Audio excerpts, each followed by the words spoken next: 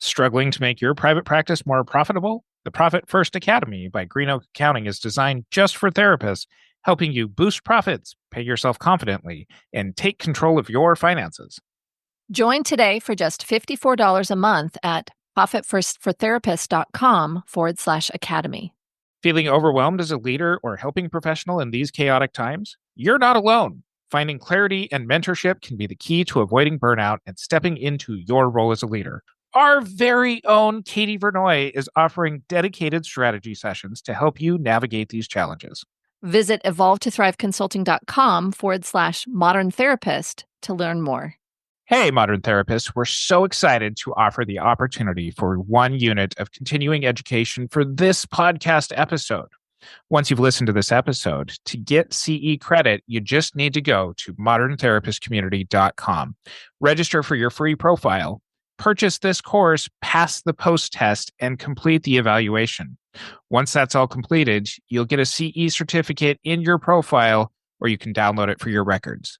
For a current list of our CE approvals, check out moderntherapistcommunity.com.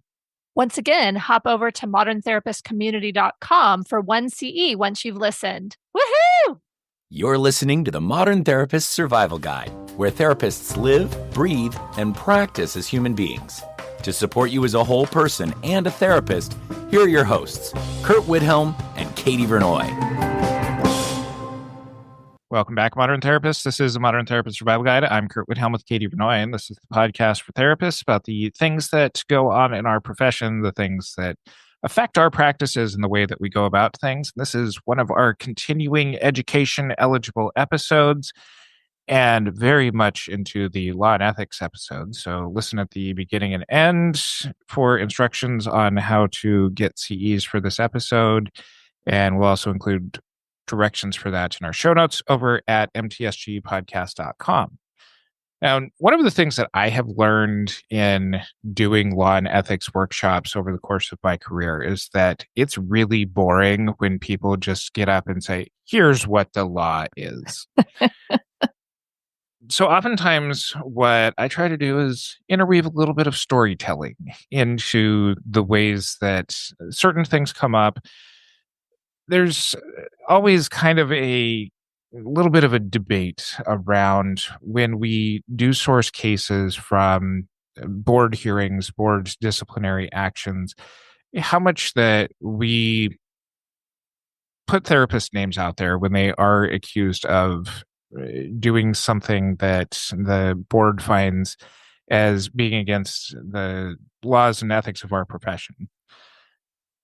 On one hand, we think that the privacy of people, especially when they've been through a disciplinary action, is something that we wish no further shaming upon people. But oftentimes when there is a very real case that is something that sparks discussion, in today's episodes, 2 discussions, which actually sparks maybe 3 or 4 discussions. But we also have to respect that the publicly available information, this is publicly available, the public availability of it is ultimately a good thing.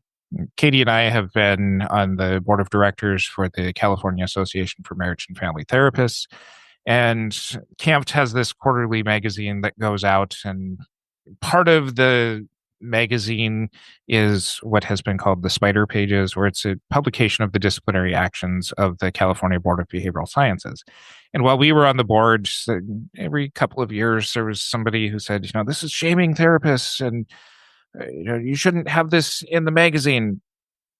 And oftentimes the point that I would make in these debates is putting this information out there actually lets us know what the licensing boards are investigating, what their viewpoints are in being able to convey what are the standards of the profession. And that's something that we're ultimately hoping comes out of the discussion of the case today, because I think that this is a case where it's somebody who, while they were ultimately found guilty of violating some of the standards of the profession, I don't see things in here that are necessarily things where somebody had gone out and egregiously done things wrong.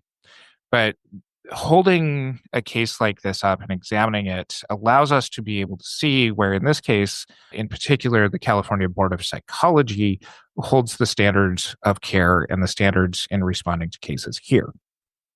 So the case that we're discussing is one that became effective January 19th of 2024. This is from the California Board of Psychology. We'll include a link to this document in our show notes and in our references. And this is a case against a psychologist named Dr. Eric Bergeman. It investigates a client that Bergeman was seeing between 2013 and 2017. Now, I'm going to go through this case. I'm not going to read everything. This document is 65 pages long. So we're going to go through, we're going to highlight some things. Katie knows a fair amount about this case, but she's going to be asking some questions throughout as a way of breaking up, not just having me read disciplinary documents. Make it a little bit interesting. Make it a little bit interesting. The client who made the complaint in this, I'm going to use client and patient interchangeably throughout this because in my nomenclature, I generally refer to people that I see in my practice as clients. In this document, it's patients. But the client's name is omitted in this, and we're going to get into this. So the client began seeing this therapist as a referral from a psychiatrist. And this started in about August of 2013. Now, prior to going to the psychiatrist, this client has a history of emotional trauma from a difficult childhood, had 2 suicide attempts as a college student, and had gone to a psychiatrist for medication treatment. The psychiatrist, Dr. Alexis Link, then referred the client to Dr. Bergeman for ongoing therapy. And this was immediately subsequent to a major social loss in this client's life where they kind of had social ties cut from her from a supportive, almost surrogate family kind of club group that she was in. The documentation by the therapist in this case does end up becoming a big thing. I'm not going to focus a lot on this while I'm giving the background here, but it does come back around to being something that's very important. Take good notes, people. That's ultimately what I'm going to say from the beginning of this. Before we start into what happened, for me, when we were talking about it before we hit record, I think it would have helped to have a framing around what the eventual complaint was. The client accused Dr. Bergeman of what? Client accused Dr. Bergeman of emotional, financial, and sexual abuse. I did say at the top of this episode that there didn't seem to be some kind of malicious, intentional, egregious act. And that's why part of going through this story is something that coming to this conclusion, and it's a great point, and I'm glad that Katie brought this up here, to arrive at these 3 things: the emotional, financial, and sexual abuse aspects of this. Anything else, Katie, as I have told you this story, that is important background before we start going through the overview of this treatment? I don't think so. To me, when we were talking about it, especially the, kind of without any framing, I had a hard time identifying anything really wrong. I think over time I was able to say, oh, okay, I can see some of these things. But it does sound pretty intense: emotional, financial, and sexual abuse. And so I want clinicians to listen to it with an eye to what would you have done in these situations, because I don't think there's a lot of egregious stuff, maybe a few missteps. And so we'll get into the assessment of it, but as Curt's talking about it, I'd really recommend thinking about, what would I have done in that situation? How would have I behaved differently? Could you have protected yourself from this claim? And determine, are you doing that ethical decision-making and legal decision-making process that we've talked about before when making some of your treatment decisions. So I think that's I think the framing. I think it's helpful as we get started. The client got reported from Dr. Link to Dr. Bergeman, and during the first session in August 2019, the respondent basic history, noting a history of suicide attempts and assessing for current suicidal ideation. And out of this first meeting, came up with a diagnosis of major depressive disorder and generalized anxiety, which was consistent with Dr. Link's psychiatric diagnosis.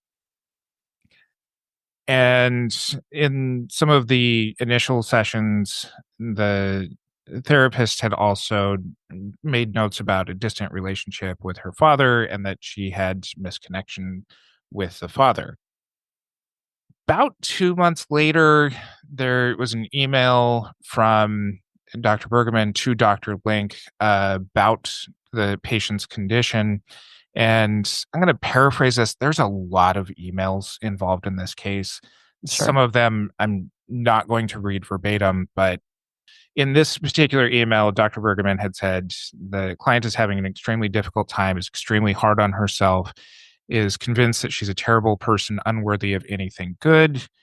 And they talk a little bit about some stuff that Dr. Link had suggested, and that Dr. Bergeman was going to be on vacation and that somebody else within the practice was going to cover for this case while he was gone. Over the course of time, the need for more than one session per week emerged, and they started seeing each other twice per week. And because of this higher level of need, Dr. Bergeman agreed that the patient could email him outside of her scheduled session times and that he would respond to her emails. And he did clarify that in the event of emergency, though, you need to call the office because he will receive phone messages more quickly than he will receive emails. So just to kind of summarize what you're saying and make sure that I'm catching it the way that you've read it, because you've read this in greater depth and I've only heard it. So referral from a psychiatrist, the clinician takes the case on, matches the diagnosis from the medical doctor, starts doing treatment, is consulting with the medical doctor, provides coverage while he was away, and increases sessions to twice a week because the client is having some difficulties. I think suicidality is what we'll get into, and has offered outside of session contact to help support the client in between sessions, talking about emails and then emergency types of communication as possible. So right here, I hear decent practice. I agree. I think that this is so far things that many therapists are taught.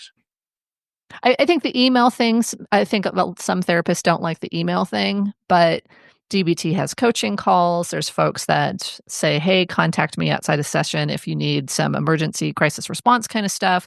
So it's a little bit different than some folks do, but I think there's a lot of folks who do have a HIPAA compliant email and say, hey, if you need to let me know about something in between session, here's one way you can do it. I think many therapists are taught things such as when a client does show more difficult time navigating life, to increase the frequency of sessions. And the increase in the number of sessions, the increase in between session contact, all of this seems to be within the intention of following something like that. Yeah. And one of the things that we're going to get through in this episode that the Board of Psychology ended up focusing on is, where is the standard of care? Yeah. And that's something else to think about throughout this. So Dr. Bergeman gives permission. Hey, you can email me in between sessions and I'll respond. Call if it's an emergency. The very next paragraph in the complaint says, the patient is a prolific writer. And during the approximate 3.5 years that she was in treatment with Dr. Bergeman, she emailed him almost daily and sometimes multiple times per day.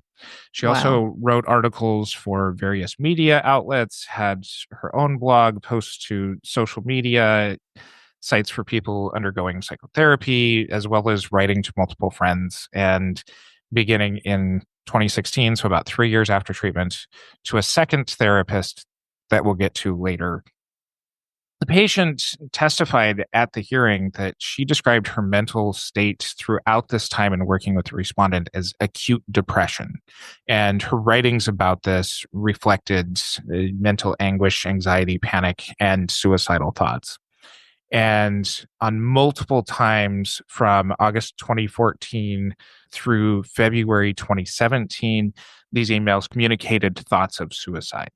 So she was emailing, "I'm having thoughts of suicide." Yes. How did he respond to those emails? So, for example, there's an August 2014 email that in part she wrote, "I'm having lots of death thoughts again, and I just wish my life was over. It's extremely hard to think of a reason to stay alive. I love my dog, but I know he'd be okay with my husband." And he responded with, "I'm glad you emailed. I'm sorry to hear that things are going really rough for you right now. I want to let you know that I hear you and how painful it is. Perhaps you could try some things that we talked about, like breathing with deep exhales to calm your nervous system, or lying on the floor trying to ground yourself. I hope the listening helped a little bit. Hang in there. I believe you can." Okay. So I'm starting to get a little bit concerned about this now. So there was, Tell me your concerns here. I'm having death thoughts, which potentially that in and of itself isn't suicidal. It's dark thoughts. We all have kind of dark shadow parts and all that kind of stuff. And then there's, I'm having trouble finding reasons to live or to continue to live. And there's this discussion around a being that will be okay without me. So if we go back to, some of the episodes that we've done on suicide, we'll link to those in the show notes over at mtsgpodcast.com. I'm not hearing a lot of resilience factors or what the protective factors. I'm not hearing those things in this email. And I don't know that I would respond with just an email back. I think there would need to be context of what happens in the sessions, what's known, that kind of stuff. But I would be pretty worried about this email myself, and I would probably want to get them on the phone. Around February 2015, so this is about a year and a half into treatment, the patient decided to try and conceive a child with her husband. Now, sometime prior to this, without Dr. Bergeman's knowledge, the patient had discovered Dr. Bergeman's wife on social media, even though she had a completely different surname than Dr. Bergeman. And this client followed the wife on social media. And according to the patient, seeing photographs of Dr. Bergeman's family life posted by his wife spurred her to begin her own family. And during this process, she feared that taking the psychotropic drugs that were prescribed by Dr. Link were going to be things that could potentially harm her unborn child. And so she sought to wean herself off of this. Both Dr. Link and Dr. Bergeman advised against this. And they believed that she experienced significant symptoms of depression and anxiety, and they believed that those could be unmanageable if she stopped her medication. Okay, so she went off her medication against medical advice, and then she also was having some deep, I'll use an old school term, transference around social media that she was following that her psychologist had no idea was happening. Correct. Okay, so don't see fault with Dr. Bergman here. So Dr. Bergeman ended up referring the client to another integrative psychologist named Dr. Omid Naim. And this practice is described as combining herbal and nutritional treatments with the use of more traditional psychotropic medications. Okay. And this was because the client had lost confidence in Dr. Link's ability to continue to be able to treat her effectively. Because the only tools in Dr. Link's toolbox were psychotropic medications. That's the way that I read this, yeah. Okay. So Dr. Name had tried to find natural remedies to substitute for the antidepressants, and however, without the drugs, the patient's symptoms worsened markedly, and she eventually had to restart the medications. At this time, Dr. Name also recommended that the patient see another therapist named Will Randall. Okay, And so we've had psychiatrist number 1, integrative psychiatrist number 2, we had Dr. Bergeman, and now we have Dr. Randall is the second psychologist? Dr. Or Will Randall, Randall? Will Randall, we're going to get to in just a little bit as far as some of the work that ends up going on here. Now, in August of 2016, the patient's sister wrote to Dr. Bergeman asking for help with her sister, kind of stating in part, I know that patient deeply values you and your support, your shared family bond. Her negative thoughts are getting so strong, she oftentimes can't see past them. All of us in the family are trying to help her. We're continuing to work, but it's really awkward around her. She doesn't have people that she really trusts. What do we do? That's basically what this email says. And did he respond? Did he have a release of information to respond? It's not clear here, but we're getting outside perspective information on the status of the patient's Got it. condition here. Got it. So he's getting a clearer sense of this is untenable. She's not doing well. Correct. Okay. I generally advise people don't have disciplinary cases filed against you in the first place. But one of the things that shows up in cases that you might want to never have your name paired with is disciplinary actions that use the word erotic over and over. And this is a case that erotic transference shows up 19 times in this. Got it. And this is traced back to an October 2013 session when the respondent says that her sexual attraction towards Bergeman started when they touched hands as they returned books to a bookshelf in, I'm presuming, the office. Okay. So you're saying dates and I'm getting lost. So this happened early on. This was towards the beginning. And when did she let him know about this erotic transference? Like how far into the treatment?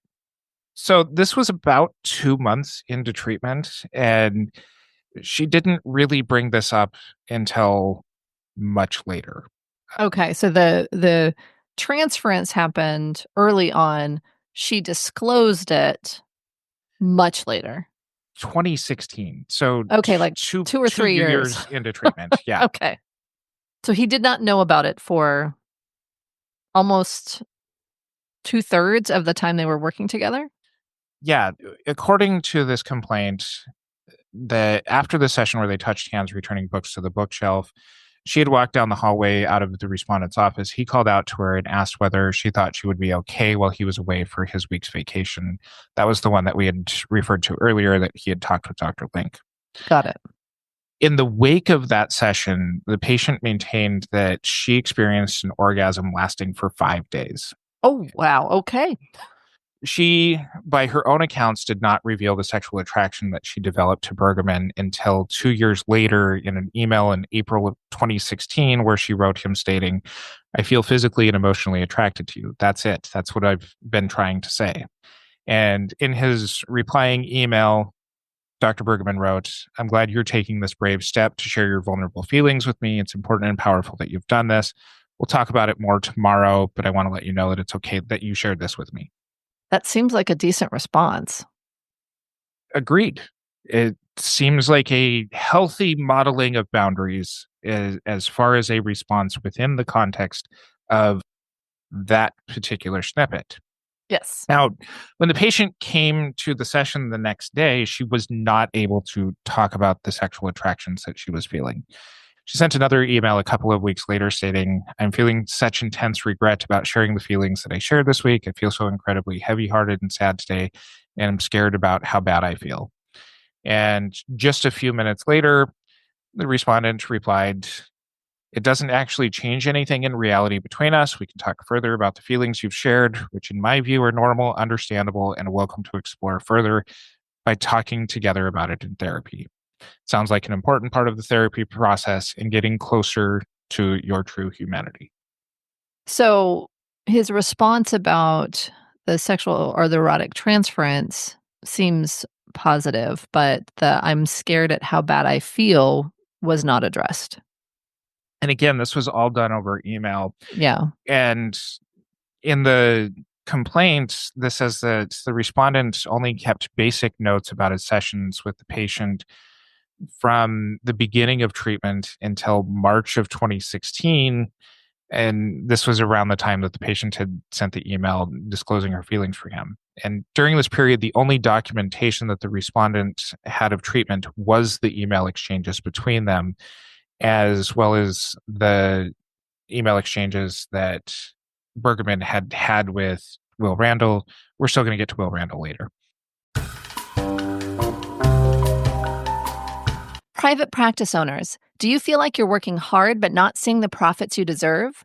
The Profit First Academy by Green Oak Accounting is here to change that. Designed exclusively for therapists, this program is built on the proven Profit First framework to help you take control of your finances and grow your business sustainably. With step-by-step coaching, live Q&As with Profit First expert Julie Harris, and direct access to accountants who specialize in private practice, you'll get everything you need to build a profitable, thriving practice. And the best part? It's just $54 a month with no long-term commitment. Sign up today at profitfirstfortherapists.com/academy. So months go by without the patient talking about her sexual transference during their sessions, and the respondent did not ask the patient about it. Sometime in fall of 2016, the patient started to broach the subject again and writing in her emails that these strong feelings of attraction were physically painful, pulling her toward continuing to come to sessions, even as she was having doubts about how well therapy was working and her depression symptoms getting worse. So in session, she's not able to talk about it. He doesn't force the topic. And she's able to express herself in email. But this email is especially concerning. It's saying, the feelings are painful, and I'm feeling like I need, like, kind of compelled to come to session, even though I don't know that therapy's helping. Yes. Okay. How did he respond to that? Because that's pretty intense to think about.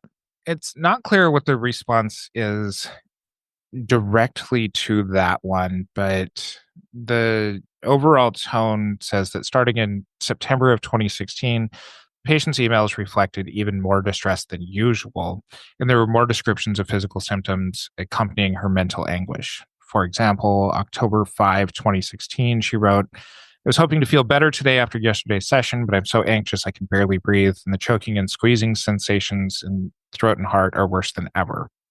Respondent continued to send messages of reassurance and reminders still have opportunities to discuss her feelings at upcoming sessions. And then the notes are not super indicative of what was addressed in sessions? Correct. Okay. So kind of placating, this isn't a conversation for email, but then no clear sense that it's been conversation in sessions. Correct. Okay. So Dr. Bergeman also encouraged the patient to write out her sexual feelings and fantasies, believing that the expressions would bring the patient closer to an authentic sense of herself and help alleviate her depression and anxiety. According to the patient, however, continued exploration and expression of these feelings only temporarily relieved her symptoms and sometimes made her conditions worse, including increasing her suicidal ideations. And in an email dated October 7th, 2016, so this is 2 days after the previous one, "I feel even lower than usual right now, just sad and lonely and profoundly helpless. I don't feel alive at all. I feel dark and trapped in a life that I hate, and there's no way out," so on and so forth. So he had switched to a kind of almost a text-based therapy saying, write these things out since you can't say them to me. But also it seems like the theory there was if you write them out, you're squaring off with them and it should relieve symptoms, but also help you become more your authentic self. And I've explored interventions like this before with some clients, not necessarily about transference issues, but just as kind of an exposure of not being afraid of feelings. Mhm. And have found really, really good success with this when it's lined up well. And again, I don't necessarily see any bad intention with Yeah. what's going on here, nor is it an intervention that is particularly egregious in and of itself. Yeah. And then there was this response that comes in that says, "I'm feeling way worse," Yes. which might suggest let's take a different tact. And a different tactic was taken in November of 2016, just a few weeks later, when the patient was exceptionally agitated during her session. And the respondent, Dr. Bergeman, suggested that they do a grounding exercise that involved cupping hands, meaning he held his hands out, palms up. The patient put her hands, palms down on top of his. They did this while sitting on the floor across from each other, holding the position for 2 or 3 minutes while she attempted to synchronize her breath to his slower, calmer one. Mm, that is very personal for someone who is expressing strong erotic transference. There's the facing each other, sitting close together, touching hands, and syncing breaths. Like, that is very intensely intimate. Okay. All right. Not a choice I would make. January 2017, another email. My heart has been squeezing so tightly all the time the last few days. I know I can't leave my son behind because it would be so cruel to him, and I can't be cruel to him, but I also can't stop fantasizing about getting run over by a car, and what a relief it would be for all of this to be over. This email goes on to say, something happened after our session on Tuesday when I went all numb after you said you only wish for my well-being during your break, and you felt no physical desire for me at all. The old feelings of physical revulsion towards myself crept in, and now it's all over my body, like the way that Pepto-Bismol coats the troubled stomach in that old commercial. That's a very vivid metaphor there. Okay. That was the beginning of 2017. Okay. Also unknown to Dr. Bergman is that the patient had begun seeing Will Randall in March 2016. So this is about 9 months before this particular email that I just read. Okay. The patient did not inform Dr. Bergeman about her treatment with Will Randall until October of 2016. She did not disclose her feelings to Will Randall about her feelings about Dr. Bergeman until 2017. So there's two therapists working here. Will Randall did tell her that she should stop seeing Dr. Bergeman. It's ultimately a destructive relationship, and it seems like part of the notes say that it's like drinking poison and hoping to feel better. Okay. So we've got Dr. Bergeman seeing the client. Now Will Randall comes on board. So it sounds like Will Randall knew that there was another therapist and was trying to resolve that. So trying to eliminate any duplication of services. And I'm assuming they were some nod to doing different things. But Dr. Bergeman didn't know about Will Randall for 8 or 9 months. And Will Randall did not know about the erotic transference with Dr. Bergeman until pretty far into treatment as well. Okay. Yes. So there's stuff going on that's not great, but some of it is due to a lack of disclosure by the client, right? Yeah. So the client didn't allow for Will Randall and Dr. Bergeman to consult with each other for about 6 months of treatment. So Okay. there wasn't any permission that was granted by the client in this case. It's also worth noting here that part of Will Randall and his specialties is addressing therapeutic impasses. So this is probably a pretty logical step on behalf of the client as far as going to somebody, why isn't my therapy working? And Will Randall in this does testify that transference is a thing that happens. Sometimes it's something that can be resolved super successfully. Sometimes it's unambiguous and something that does need to be cut off. I'm very much summarizing. Which is good. We're about halfway through the episode. We probably still need to get moving through it because it's a long case. Eventually, Will Randall and Dr. Bergeman consulted. They exchanged emails, consulted in person about their respective treatment.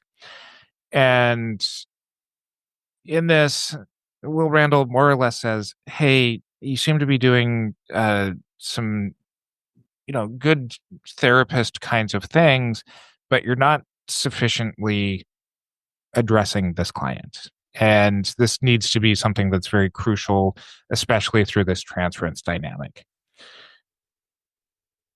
So the final stages of therapy, going to early part of 2017 here, before her last session with Dr. Bergeman, the client wrote, I feel like the only power I have at all is to step away for a month, even though it'll hurt so much. I already hurt so much all of the time. I feel so powerless most of the time, and thoughts about you occupy so much of my time and energy. I just don't know what else to do. And Dr. Bergeman responded, I think it's very wise of you to notice your desire to take a break from therapy. If you feel it's the way that you have to do things, perhaps we can discuss on Friday. There's another way to make that happen in session. For example, you make some of the rules within our sessions what you might want to have happen. Perhaps we can come to a middle ground. Okay. So Will Randall is saying you're potentially causing harm. Yes. The client is saying, I only have power. The only power I have is to step away, and I'm constantly thinking about you, and I feel like this is harmful, and da da da da. And Dr. Bergman's response is, you can set rules in therapy. That's more or less what this looks like, yes. Okay. February 2017, the client returns to what this says is all of her mental health providers, including Dr. Bergeman, and spoke in a February 15th email. I think I probably need to stop seeing you because of pain. I am paraphrasing again here, or picking out some specific quotes. I'm afraid that ending therapy with you will mean I'll never have these kinds of feelings again. Totally 100% understand that you will never be with me. You've made that very clear, but I don't want to let go of this. Sorry if I made you very uncomfortable. I really didn't intend to. I feel very sick. Okay. So she initiated termination. She did. Dr. Bergeman said seeing two therapists is unproductive. It can potentially even be harmful. You can either continue treatment with me or with Will Randall, but not both of us.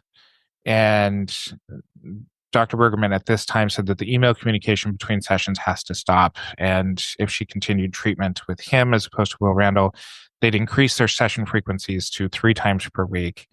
And the patient discontinued treatment with the respondent as well as Will Randall shortly after that as well. Okay. Was there any knowledge around if did she ended up going to some other therapist? We don't know Okay. in this complaint. And this is when that complaint that comes out that in part says, I'm writing to file a complaint against Dr. Bergeman for the years of financial, emotional, and eventual sexual abuse that I experienced during my treatment with him. Okay. So the financial abuse is keeping her in treatment when it was not beneficial, I'm assuming. The emotional abuse are the confusing boundaries, potentially. And the sexual abuse is inadequately addressing the erotic transference and then that grounding exercise? Is that kind of how we're understanding it? Knowing that this is the part of the story, at least what is being published here, that's where the presumption would come in. Okay.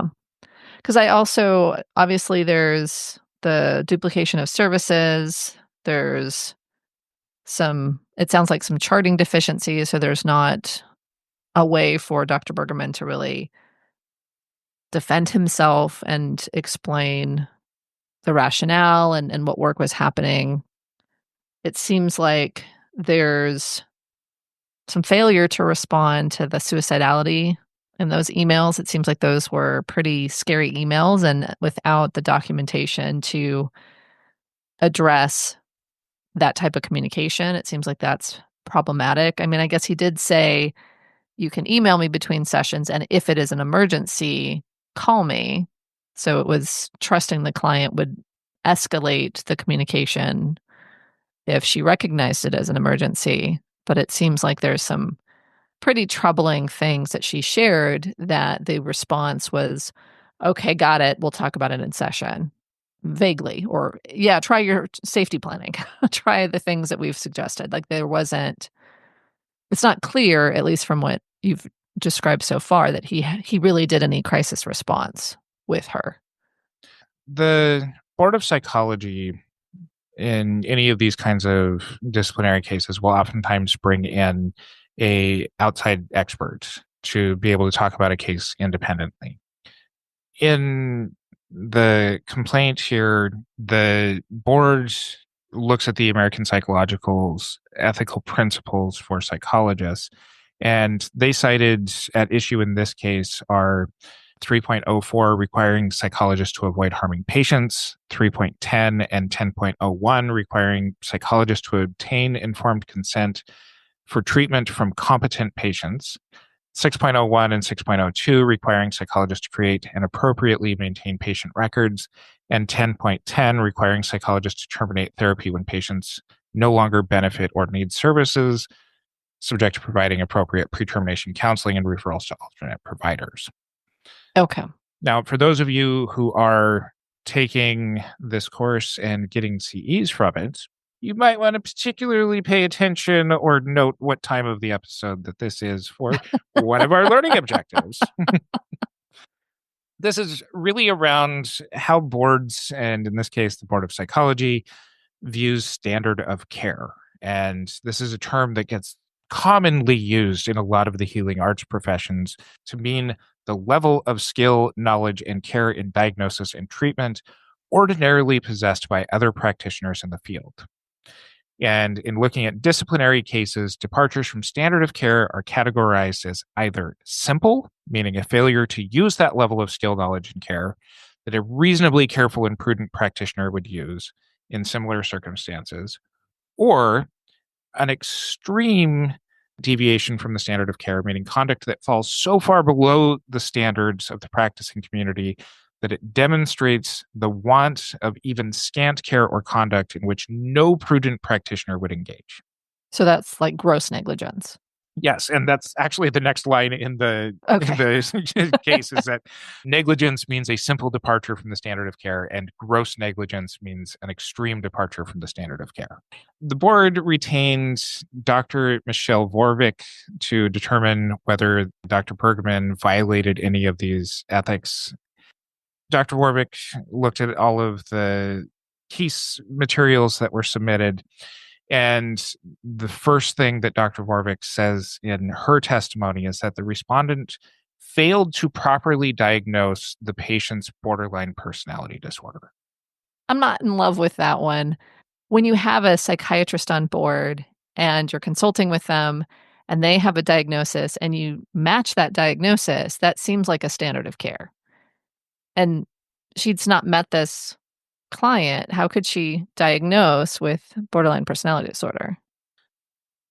Dr. Vorvik does go on to say that without having evaluated the client herself, that she can't make that diagnosis, that somebody that she's never evaluated has this diagnosis. But what she does point out is that nowhere in this treatment does Dr. Bergeman take the step to rule out borderline personality as a potential diagnosis. Okay. So she's seeing snippets of things that might be borderline personality disorder and suggests that his assessment is not sufficient. Correct. Okay. I still don't love it because he matched the psychiatrist. Are you exhausted and overwhelmed by the constant change and chaos? You're not alone. When the world feels like it's crashing down, people look to therapists and leaders for support. But who's supporting you? The pressure can be isolating, and without the right guidance, burnout is just around the corner. That's where Katie Vernoy comes in. With years of experience mentoring leaders and helping professionals, she's offering dedicated strategy sessions to help you find clarity, confidence, and a clear path forward. Whether you're struggling with burnout, career decisions, crisis management, or even navigating the ever-changing landscape of mental health care, Katie will help you create a plan that works for you. Don't go through this alone. Visit evolvetotthriveconsulting.com/modern therapist to learn more. Amongst the other things that Dr. Vorvik pointed out is multiple charting deficiencies, no clear treatment plan, handwritten notes dated only to reflect the year and the month. They were illegible and in parts confusing. There's an 8-month gap in charting that was especially egregious. Oh, geez. That's horrible. Okay, this one's legit. This is pretty bad. And handwritten notes. I didn't realize that there's people that still do that. Well, and a little bit of a sidetrack here, but in some of the law and ethics workshops that I do, and especially around things like data breaches and whether or not to trust some of the electronic health record systems, or even people who are just trying to stay outside of being anything that would fall under the auspices of HIPAA, there are a fair number of people out there who do seemingly still take handwritten notes. I'm finding more and more board complaints making specific citations around, hey, you did handwritten notes and we don't like that. So there's a documentation demerit. That's a great way of putting it. Yeah. If you have handwritten notes, if they're like super neat and they're super complete, maybe you'll get by. But if it's kind of chicken scratch that especially has serious gaps, the handwritten part is going to tank you. So Dr. Warwick also points out that the evidence that, especially when the patient was decompensating in September of 2016, when the renewed feelings of attraction to Dr. Bergeman increased along with increased distress, that this was a time when Dr. Bergeman had failed to discontinue therapy or even shown any signs of considering discontinuing therapy. And she considered that these failures constituted a departure from APA Ethics Standard 10.10. She did not indicate whether this was a simple or an extreme departure. I think without the notes, it's hard to understand what the thought process was, but in the way that it's been presented, it feels very much like either this was missed or was manipulated to keep this client in treatment. It's not great. Like, this part I don't love, that she was clearly in distress. There wasn't a deep, assessment of what was happening there. He didn't really address the dynamic sufficiently in sessions to render it healthy. Like, it seems like it was fairly messy.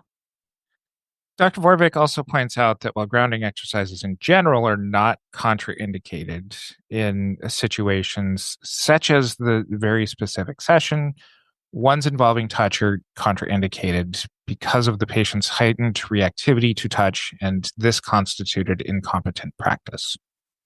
Yeah, that sounded pretty bad as you were talking about it. I agree with that finding. Similar to Will Randall's testimony, Dr. Vorvik also agreed that transference and erotic transference is neither unusual or considered a negative development, but it's essential that the therapist maintain a neutral and non-judgmental position and maintain appropriate boundaries as the transference is worked through. However, if it's not addressed appropriately in treatment, then it can become very problematic. She mentioned it at a point. I don't know exactly how far into the treatment she mentioned it, but she had a very hard time talking about it. He didn't pursue it, and it seems like she was able to talk about it in these emails, but he wasn't engaging in kind of a therapeutic response to the emails. And so it was kind of this half conversation. And then it seems like he tried to set a boundary saying, I'm not attracted to you like that. That's not on the table. And that caused more harm in her eyes because it was potentially, perceived as harsh. So erotic transference is challenging in the best of situations. And I think we should have an episode so we can have an expert talk us through what to do. But having this halfway thing where there's a lot documented that the client is saying and not a lot documented on what the therapist did, I think that there's so much liability here and potentially a lot of harm without any proof that there was not. And Dr. Bergeman also was able to bring an expert in and brought in Dr. Sylvia Patricia Shuttleworth. And Dr. Shuttleworth, I'm going to try and go through some of these fairly quickly so we can reach some of our conclusions here. The notes thing, I think, has been well established at this point. Sure. And part of the questions around working on suicidality, Dr. Shuttleworth and the respondent tried to make a case that in responding to the patient very quickly after these emails where suicidal ideation but not intent was expressed might fall within areas around responsible practice. I'm paraphrasing. This is not directly here. Okay. And they argued that this met the standards of care. The grounding exercise, Dr. Shuttleworth also believed was something that, because the client had expressed her sexual attraction at this point, was something that was also should have been obvious to Dr. Bergeman here.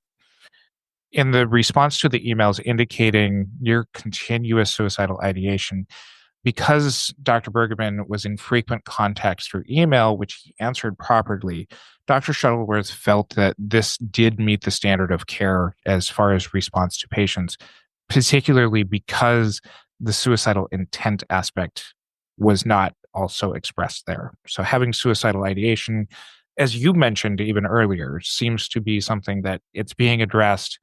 So Dr. Bergeman's expert was saying, I think that this does meet the standard of care in being responsive to a client who's in near continuous suicidal ideation. Okay. There's an argument that there needed to be more response. And then I guess the proof's in the pudding. The client did not die by suicide. So at least there were some protective factors or sufficient response by Dr. Bergeman to be able to keep this client alive. And yet it's an interesting practice to only have that suicidality discussed in emails. And I'm assuming there was some in session, and yet the documentation may not be sufficient. So was that a finding, or was that? So we're going to get to the findings here. Okay. And so the Board of Psychology, oftentimes in being able to fund their investigation, oftentimes attaches a fine to investigation costs. Could you guess what the investigation costs were in this case? I have no idea. There was 2 experts. There's whatever the process will be to if they actually, said yes, there are findings. There's, kind of the follow-up costs. So I have no idea. So the board is seeking investigation costs the amount of $15,910. Okay. That's a hefty price tag there. Oh, we're not done. Initial expert consultant costs of, I'm going to round these numbers to nice round numbers. The expert initial consultant costs of $1,300. The final expert consultant costs of $5,200, and enforcement costs in the amount of $81,000. Ooh, okay. So this totals to $103,629.85. So Dr. Bergeman was found to be liable for $103,000 and change to start. Wow, that's hard because, as you have mentioned before in this episode, this doesn't sound like malintent. And even with some of the oversights around some of the sexual boundaries, there doesn't seem to be egregious sexual violations. Yeah. No, it was ill-advised. It was poorly followed up on, but there was not this therapist was not having sex with his client, which is the big scary thing that people talk about, like, oh, this is going to be what's going to be the big thing that makes everybody get in trouble. This didn't happen here. In fact, it sounds like there were some specific conversations around this is not going to happen. Even though it felt bad to the client, it was something where it sounds like some boundaries were at least attempted to be set. So $103,000 and change for some poor decisions, maybe some slightly messy boundaries. You were asking what actually ended up happening out of this case, and by virtue of this being a publication of the Board of Psychology and being a disciplinary action, some things were definitely found where Dr. Bergeman had violated this. So the first and second causes for discipline, gross negligence and repeated acts of negligence. And this covers things such as failing to properly diagnose and appropriately treat the patient, and failure to address her erotic transference, to timely terminate therapy and to maintain proper documentation, to treat the patient's suicidality appropriately, and to seek peer counseling for assistance with the patient's treatment. Okay. There's further description in here. Failure to take notes. Third and fourth causes for discipline: violation of the rules of professional conduct, violation of the laws and regulations governing the practice of psychology. And this again comes back to citing documentation as being unprofessional conduct and a failure to maintain and record records in a way that is necessary and to the standards of the profession. The fifth and sixth causes of action, the inadequate and inaccurate record keeping and unprofessional conduct, again, is about documentation here. So the fine in this case did not end up being $103,000. It ended up being reduced to $10,363. So to summarize this case, it seems like good intentions and good therapy are not always necessarily the same thing. Yeah. And while this might not be something that, as we were reading through this and talking about, okay, there are some things that were done record keeping, we didn't want to beat that over your ears repeatedly throughout this episode. Well, that was something that was a very far departure away from the standard of care. Some of the oversights, and especially within kind of more ongoing, intense, frequent contact cases, where you can sometimes get so much into the client's world that you fail to step back and to be able to look at how much is my countertransference into this, even when I feel like I'm setting appropriate boundaries, going to be something where I just can't see this from all of the professional angles that I'm supposed to. I think this case is a really good one to look at because so much of what ended up being problematic, aside from the documentation, which it sounds like potentially with pristine documentation, there would have been fewer findings. So everyone document. Make sure your documentation is good, and you may be more protected. But if we look at the things that happened, we could reframe them as innovative. Here is a therapist who is working with a client who is a prolific writer, does well with writing, and is providing an avenue for this client to be able to better express herself, is sitting in the darkness with her and not getting overly excited about it, is saying, okay, yeah, I'm sorry you're having a hard time. Keep doing what you're doing. Let's keep talking about this in therapy, right? It's not like, oh my gosh, I've got to do an assessment on you now. We need to get a call immediately. It was, we know what's going on here. This is you telling me, sharing the darkness, me witnessing it, and you continuing to survive. There's sitting with, all right, you have erotic transference. That's pretty normal. I'm going to let you set the pace for how we talk about it. I'm going to be a human with you on this journey and provide treatment that, in my mind, aligns with you. But there was an email that she sent to Bergeman saying that she felt so drawn to him that she kept going to treatment even though she didn't feel like it was working. Mm-hmm. If that's the case, there's this element of there were warning signs that this was not okay. She started seeing another therapist to address therapeutic impasses that were difficult for her to talk about with her own therapist, and didn't tell her therapist about it. But he didn't know that this other therapy was happening for a while. And I don't know how long he knew and it was going on at the same time, but responding to, hey, this isn't working with, okay, we'll try something different. I don't think that's far out of the realm of acceptable. But it seems like he was a little bit hesitant to say, okay, let's refer you out. This seems like you're struggling a lot. He wasn't shying away and saying, you're too much for me, or I can't see you because you've expressed these feelings of erotic transference to me. But he also wasn't saying, what is it that is best for you right now? Do you have a decision that you need help making as far as whether we continue working together or not? It seems like it was, well, of course you're going to continue working with me and we'll figure it out. When I think about this and some of the things that we've talked about on this podcast around innovative treatment, being a human, I can see rationalizations for some of these things, even the not so well advised grounding exercise. I can see those things being rationalized and having a rationale for them that aren't too far out from some of the things we've talked about.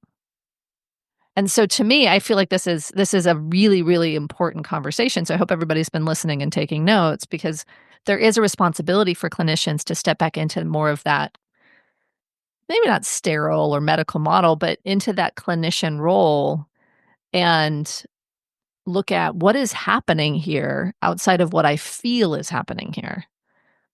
You know, what's the consultation I need to have to make sure that this case that is more complex and maybe even messy, that I'm not getting lost in it. We had talked about some of the standards of care and even some of the deviations from them earlier in the episode, even amongst things such as the contact in between sessions. And my practice as a DBT practice, we end up with clients that are diagnosed with borderline personality disorder. We do have clients who don't meet that diagnosis that do engage in suicidality. It's a practice that we're comfortable in working with here. And we do encourage between sessions contact within some very specific guidelines. What are those guidelines? So with DBT coaching calls, it's not engage with me in between sessions and sit with me through all of your feelings and just emote and emote and emote. There is a structured calling format that clients are given to say, hey, I'm calling about this specific problem. I'm having difficulties with it. Here's what I've already tried. Here's what I'm asking for your help with from the very beginning of the call. And having that structure ahead of time really does allow for it to be active directing towards being able to solve very specific problems that are arising between sessions, not pages and pages of emails or something like that. And my understanding of DBT coaching calls is that they're very short. They're like 15 minutes or less. And I know when I've done quote unquote coaching calls without that structure, it sometimes turns into a full session and is not necessarily what's needed in the moment. So to me, I think the DBT coaching calls structure is really a very strong one to make sure that you're doing just what's needed for the client in that moment in between sessions. And I think it has worked wonderfully. I think the longest coaching call that I've taken in this kind of format is something around 14 minutes. Okay. And so very consistent. And part of it is maintaining your boundaries and your structure around this is the way that we practice. Because we have had calls when people call in and say, I'm really suicidal right now, blah, blah, blah. And they're not following the format that we've agreed upon and talked with people about from the beginning. We say, here's the coaching worksheet, fill this out, call me back when it's filled out. And we end the call as per the agreement. I think we could get into a whole conversation about DBT and why some people don't like it because in truth, you're hanging up on a client who is saying they're actively suicidal. So I don't know that that's in the scope here necessarily. Sure. But when we do have people who are expressing suicidality between sessions, and at the very beginning of the episodes, this is one of the offshoots as we're nearing the end of our recording here, around the Board of Psychology's response that merely emailing clients back about suicidal ideation is not part of the standard of care. And that this does necessitate some kind of a response back from the client that engages in real-time conversation with them to assess their ongoing needs. Seems to be what the licensing boards want us to do. If we're talking real time and we have folks with different ways that they prefer to communicate or feel able to communicate when in crisis, are we saying that it can't be email, it must be text, or it has to be phone call, or we have to get a session? Like, we can get really in the weeds here around what's acceptable and what's not. I think the stronger piece of advice for this particular conversation is have clear boundaries on what the coaching calls or in between session contact will look like and document it, including all of the planning and the agreements around what happens when you're suicidal or in crisis and need in between session contact. Whereas I don't believe that Dr. Bergeman did that. It doesn't suggest that the documentation was strong enough to really show, hey, we've got an open agreement that this is what's going to happen and this is how it's going to work. And one that would be continuously revisited around what those practice policies are. Sure. Now, what did come up in our discussions, and this has come up in my group practice, it was brought to me by an associate somewhat recently. At what point are we responsible for responding back to clients when they do express suicidality? Now, this is kind of basically a larger question and kind of tacked on for another learning objective here. So, but it does bring in, okay, if a client has expressed suicidality to you, when are you obligated to making these follow-up phone calls? Essentially, when does your responsibility to a patient begin? Some of the literature out there that I had initially come across said that your responsibility to the patient begins at the time that they pay for the first session, which I find to be completely wrong in just about every account. Sure. Some make the argument that your responsibility begins when the first session happens. That did not come up in this particular associate's question for me because what had happened is after the initial phone call, when the agreement was made for, hey, it sounds like you're working on goals X, Y, and Z, we can schedule a session out for 3 or 4 days later. In the meantime, I'm going to use our EHR to send you some intake paperwork and a more standard questionnaire. Please fill that out before we meet in a few days. And in this intake, the client had indicated active suicidality. The associate comes to me and says, what do? I haven't started meeting with the client yet. And our response and the right answer to the question in the quiz is once you've agreed to services, your responsibility to the patient begins.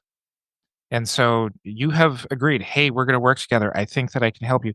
And now that you know that there's active suicidality going on, even though you haven't met this client for the first session, you should reach out to them for a real-time assessment to determine their level of risk. So, more relevant, I think, to this case, you've agreed to be this client's therapist. They fill out the paperwork. Maybe you follow up if they display active suicidality in that case. But once you actively start treatment, then it's determining with in-between session contact, how quickly do you need to respond to an email or some paperwork or a text or a left voicemail in order to sufficiently respond to your responsibility around active suicidality. Because for me, I think about I have to sleep, I have to see other clients, I have my own stuff. And then there's also this whole thing of I don't always have the bandwidth to be able to respond to active suicidality. And I know DBT talks about waiting until you're in wise mind to respond to coaching calls even. What if I haven't read the email yet? What if I haven't read the paperwork yet? I mean, the way around what you just talked about is I don't read the paperwork for my new client until they're getting ready to walk into my door. So they may have written it 7 days ago and I read it today and they're walking in the door.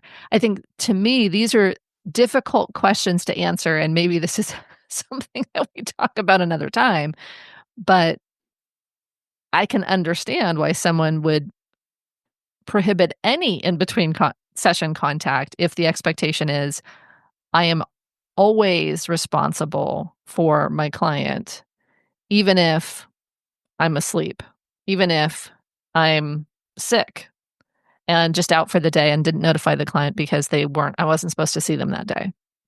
Yes, I agree. We are responsible for these clients once we have agreed that they are our clients. But even the nuance of how that looks, I feel like requires potentially a whole other episode. So the summary on this one as we close out this episode is a licensing board would look at what would a reasonable clinician do in this scenario. Now, it's akin to an answer that I frustratingly give a lot of people when I'm providing consultation or supervision, or even to some of my clients when they ask me, how soon should I do something? Or how much of something should I do? And that very frustrating answer is the right amount. You can find our show notes over at mtsgpodcast.com. Look there for instructions on how to get CE information for this episode, and follow us on our social media. Join our Facebook group, the Modern Therapist Group, to continue on with conversations. And until next time, I'm Curt Whithelm with Katie Bernoy. Want to make your private practice more profitable? Join the Profit First Academy for just $54 a month and start taking control of your finances today. Visit profitfirstfortherapists.com/academy to sign up. Need guidance in these challenging times? Katie Vernoy is offering special strategy sessions to help you navigate your career. Don't go it alone. Get the support you need. Learn more at evolvetothriveconsulting.com/modern therapist. Just a quick reminder, if you'd like 1 unit of continuing education for listening to this episode, go to moderntherapistcommunity.com. Purchase this course and pass the post test. A CE certificate will appear in your profile once you've successfully completed the steps. Once again, that's moderntherapistcommunity.com.